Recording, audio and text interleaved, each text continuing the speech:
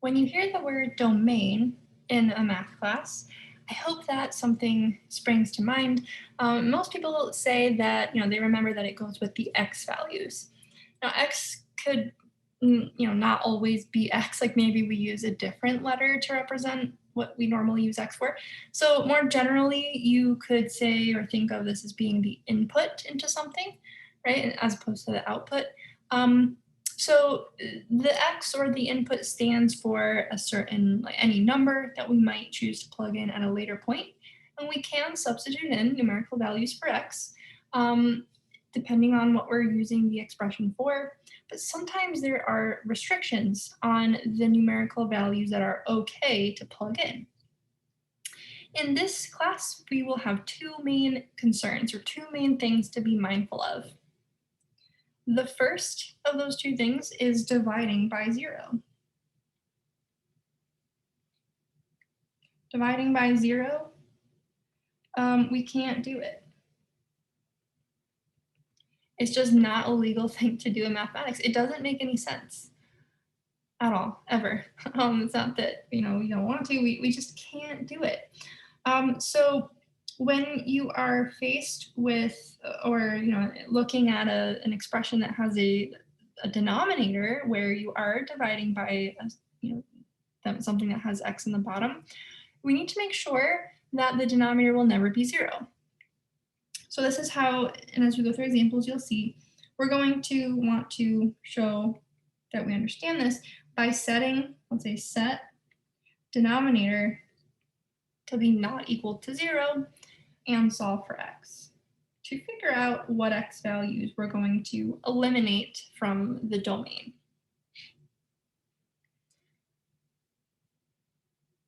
The second concern that we have, or the second thing that's kind of like a no-go in math is even roots of negative numbers. Okay, even roots of negatives. And the reason that they're okay actually, but they're imaginary. Like I is the square root of -1. And in this class, we do not consider imaginary numbers as being useful for us. Okay, so and what we mean by an even root, you could have the square root. We also have the third root, but that would be an odd root. So the next even root would be the fourth root. The fifth root is an odd root. The sixth root is an even root, etc. Okay, so in order to figure out the domain of something that involves an even root, you have to make sure that what is underneath the radical or inside of the radical to be not negative, right? And so in terms of math symbols, negative would be less than 0.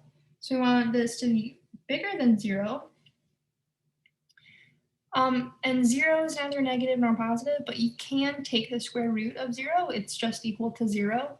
And so we can include the 0 in finding the domain for a root, an even root equation or expression.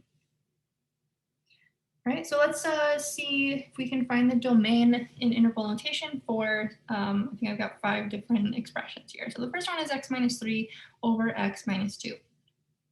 And you might be able to look at this and just like in your brain, like see that, okay, we can't plug a 2 in for x, right? Because then in the bottom, if we put a 2 here, we're going to get 2 minus 2, and that's 0. In the top, if we put a 2 in, that's -1. That's fine in the numerator, but 0 in the bottom is not okay. Okay, so again, we've just got that this can't be 0. And so to show work for this, like where this came from, we can say, all right, well, x minus 2 can't be 0. So if we solve this for x, we say, well, x can't equal 2. That's the domain of this. X is not equal to 2. Every other number is totally fine. If you're thinking, well, hey, what about the numerator? If I plug a 3 in, that's going to give me 0. If I plug a 3 in the bottom, that gives me 1. 0 over 1, though, this is fine. This is just 0. Okay, 0 over a number is okay. Number over 0 is not okay. All right, so let's convert this into interval notation. So I like to help see this with a little number line. So I'm just going to put a 2 here. We're eliminating 2 from our domain, but everything that is less than 2 is good, and everything that is greater than 2 is good. So we're going to have 2 intervals. This first interval from negative infinity up to 2. It's going to look like open parenthesis, negative infinity, comma 2, and we're not including 2, so we have another parenthesis there. Wake up, iPad. Someday soon. Let's see, maybe I keep on writing. No, still, oh, it's trying. Okay, here we go. And then this second half of the interval we have from 2 on, or 2 and larger, but we're not including 2, so this will be another open parenthesis 2 comma infinity. And so here's the domain of that expression. All right, now like always, I encourage you to pause this video as before we go through the example so that you can work on this on your own. So let's try x minus 2 over x squared minus 4x plus 4. Again, what we have here is a fraction or a rational expression. And so the only thing we need to consider is that first concern, right? The bottom can't be 0. So what we do is we take the entire expression that's in the denominator, and we say that cannot equal 0. This is just how we would show this mathematically. So the way to solve something, whether it's set equal to 0 or not equal to 0, or even greater than or less than, when you have a quadratic, which means to the second power, is to factor. And we will do a review of factoring in our next section, but this should be the most easiest thing to kind of factor here.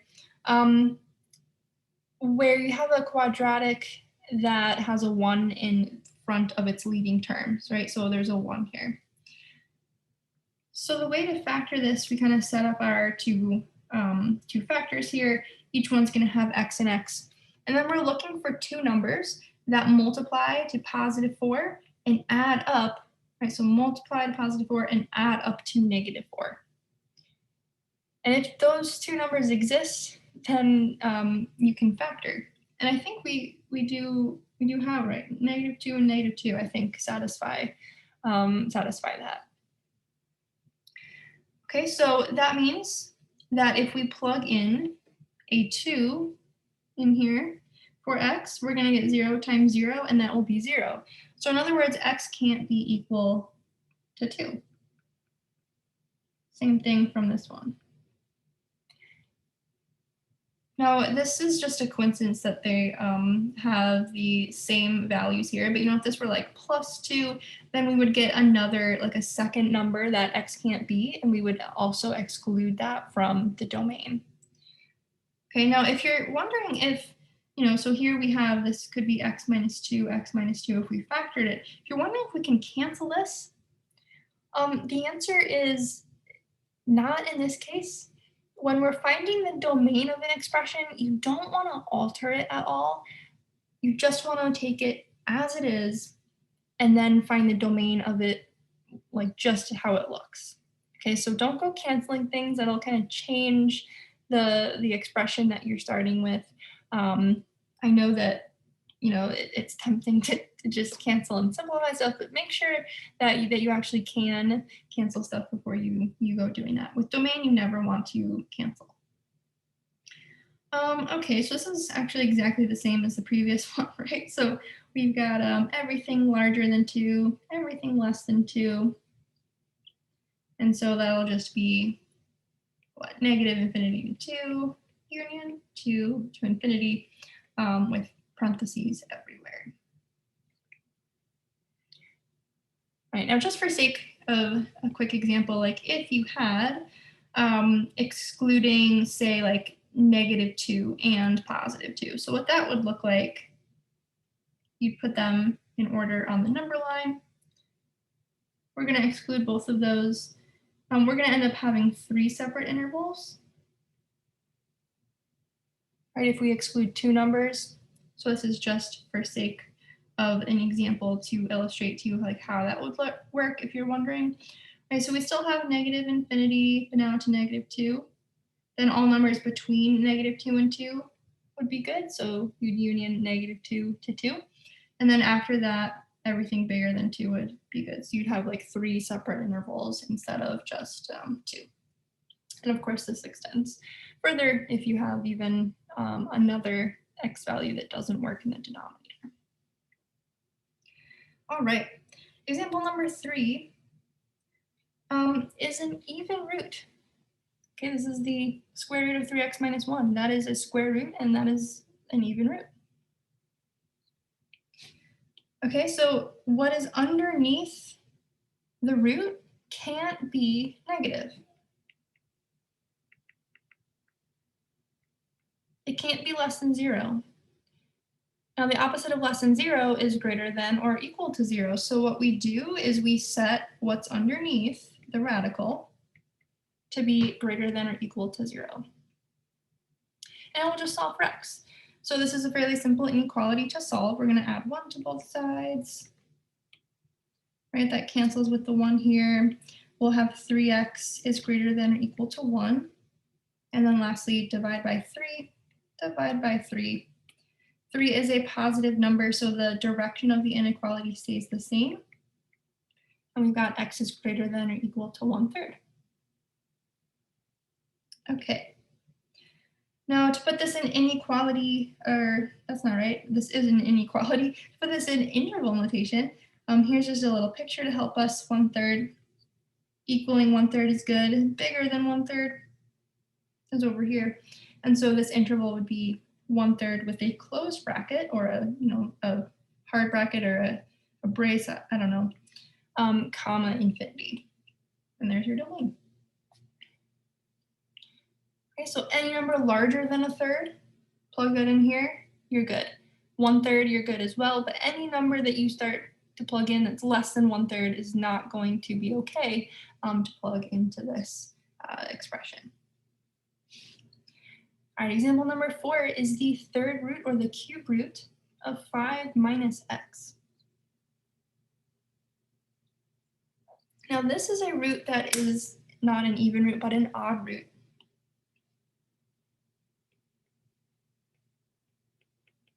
An odd root. Odd roots have actually no restrictions. You can have take the, well, let's look at an example. You can take the cube root of 8, positive 8. This is 2, right? Because 2 times 2 times 2 is 8. 2 cubed equals 8. You can take the cube root of 0. That's just 0, so that's fine. And then negative numbers, you can take the cube root of -8. That's just -2, because -2 times -2 times -2 is actually -8.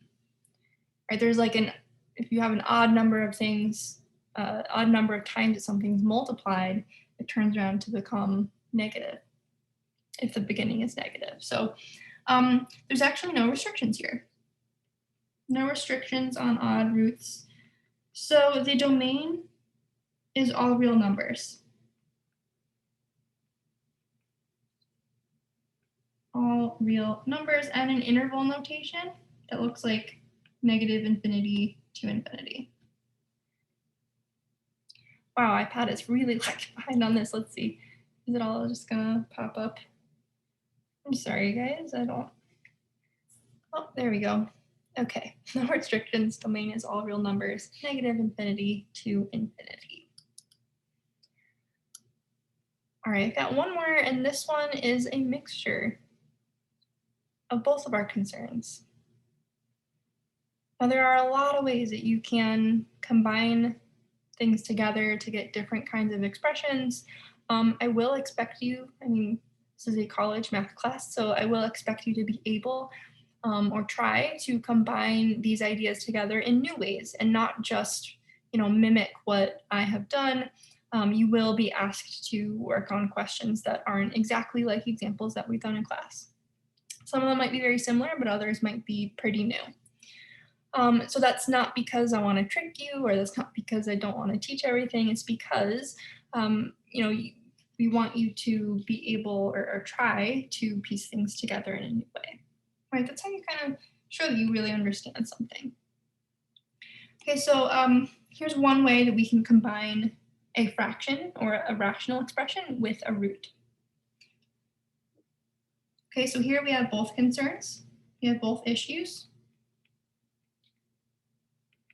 So for one, we have to have what's underneath the root here, 2x plus 6. That has to be greater than or equal to 0. But also, since it's in the denominator, and so we have 3, like the whole denominator can't be equal to 0. Okay, so 3 is never 0. So the only time the denominator will be 0 is if this expression here is equal to 0. If the square root of 2x plus 6 is equal to 0. That will never happen unless what's underneath the root, or this 2x plus 6, is equal to 0. Okay, so also we can't have what's underneath the root to be equal to 0. So if we combine these together, right, what we're basically saying is, okay, greater than or equal to 0, but not equal to 0. So we're just going to kind of like remove that equal to part here. And together, these would just say 2x plus 6 is greater than 0. Okay, so we're going to solve this expression or this inequality, for x. So let's see, subtract 6 from both sides. Lastly, divide by 2, that's a positive number, so the direction stays the same. And so this tells us that x is greater than -3. Now to put this in interval notation, okay, greater than -3, so I'm not going to include -3. Greater than it is all of the stuff to the right. And that in interval notation will look like parentheses, -3, infinity, close parentheses. Okay, so like I said in this class, for the first 13 or so weeks, we're only going to be looking at things that are powers of x, like polynomials or things with roots or fractions like this. If you've noticed, we have been kind of not discussing at all, exponential functions, logarithmic functions, and trig functions. So we won't actually talk about trig functions at all in this class, sadly. But we will, in the last 2 weeks of this semester, we will bring in logarithmic functions and exponential functions. So like we'll talk about domain and stuff with those kinds when we get there. But for now, these just 2 kind of things to pay attention to with a fraction and a square root or even root is all we need to consider. So this is the end of section A.3, which was on simplifying expressions, as well as domain. In the next section, A.4, we're going to review different factoring techniques.